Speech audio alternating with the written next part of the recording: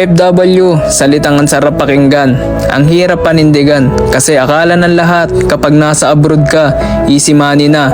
Kasi nga abroad, malaki sahod kapag kinonvert sa peso.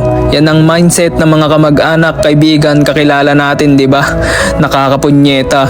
Kapag di mo napagbigyan at iyong tinanggihan, ang bibilis sumama ng loob, magtampo, kesyo nagbago ka na, yumabang, dumamot, kuripot, ang di nila alam, bukod sa homesick mong araw-araw na kalaban, dumadagdag pa sila. Di ba nakakalungkot?